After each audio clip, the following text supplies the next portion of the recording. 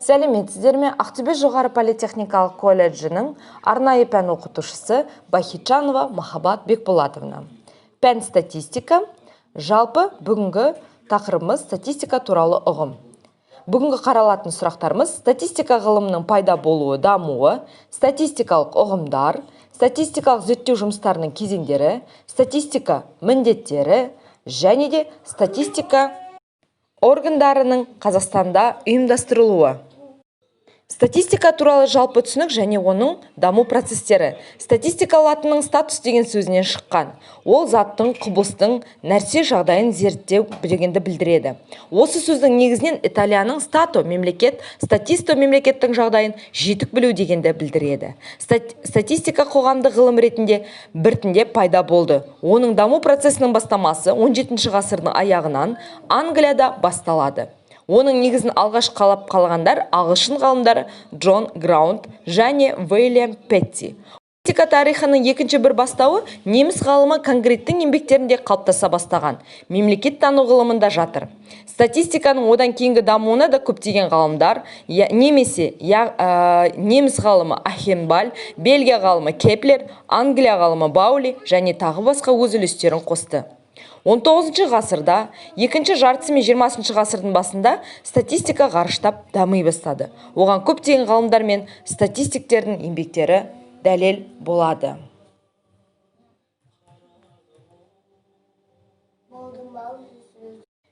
Жалпы статистикаға тұжырым жасайтын болсақ, статистика қазіргі кезде қоғамдық ғылым, бұқаралық құбылыстарды сандық жағынан сипаттайды.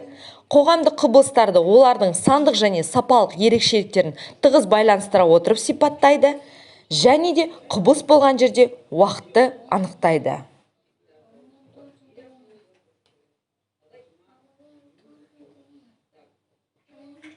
Статистика сөзінің қазіргі мағынасы статистика қоғамдық құбылыстар туралы деректерді, мәліметтерді жинайтын, өңдейтін, оларды талдап, жариялайтын практикалық әрекет саласы болып келеді. Екінші, статистика қоғамдық құбылыстарды сипаттайтын сандық көрсеткіштер жиынтығы. Үшіншіден, статистика қазіргі кезде жоғары оқу орындарында оқылатын пән болып саналады. Статистика дамуының екі бағыты. Жалпы тоқталатын болсақ, шаруашылық есепті жүргізу өте ерте заманда пайда болғанымен, жиналған мәліметтерді өңдеу, талдау, яғни статистиканың ғылым ретінде қалыптасуы кейінгі кезеңдерге тиесілі. Статистиканың дамуының екі бағытта жүреді. Саяси арифметиктер мектебі, екіншісі сипаттамалық статистика.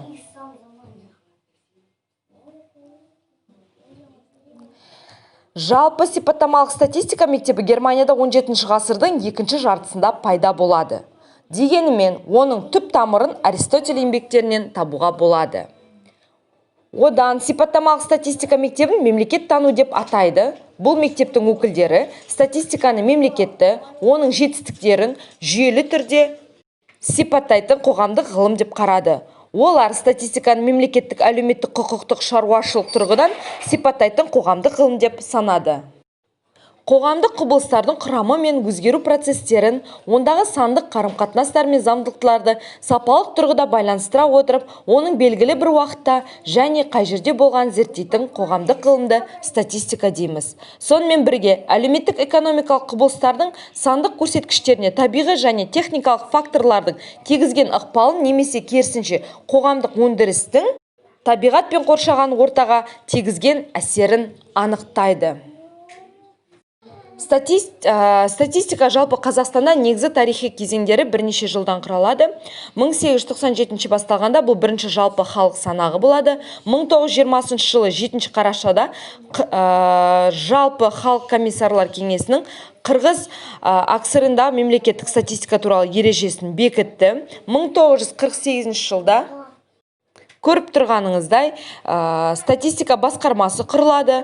1987 жылы бірнеше атаулы жағдайлар болады. Жалпы статистикалық тарихи кезеңдерде.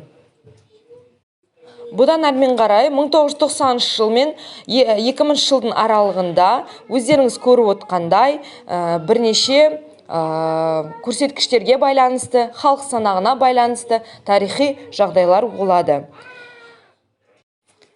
Статистиканың сандық жағы деп зерттелген әлеуметтік экономикалық құбылыстың процестің көлемін, мөлшерін сандық көрсеткіштер түрінде сипаттауын айтады.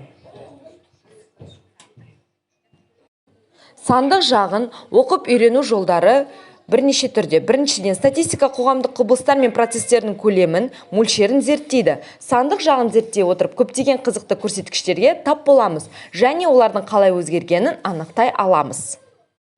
Екіншіден, статистика қоғамдық құбылыстар мен процестердің сандық көрсеткіштерінің өзгеруін уақыт арқылы көрсетеді. Яғни, қай уақытта қанша болғандығын анықтайды. Үшіншіден, статистика қоғамдық құбылыстардың өзара қарым-қатынасын немесе пропорциясын зерттейді. Осы жоғарыда көрсетілген үш элемент қоғамдық құбылыстардың сандық құрамының негізгі бөліктері болып саналады. Жалпы сандық және сапалық көрсеткіштер өзара бір-бірімен тығыз байланыста болады. Статистикалық зерттеу жұмыстарының кезеңдері статистикалық бақылау, өңдеу, топтау, бір жүйеге келтіру және де талдау, қорытындылау болып бөлінеді. Осымен бүгінгі сабағымызды қорытындылай келе үйге тапсырма статистика дегеніміз не, статистиканың маңыздылығына тоқталасыздар.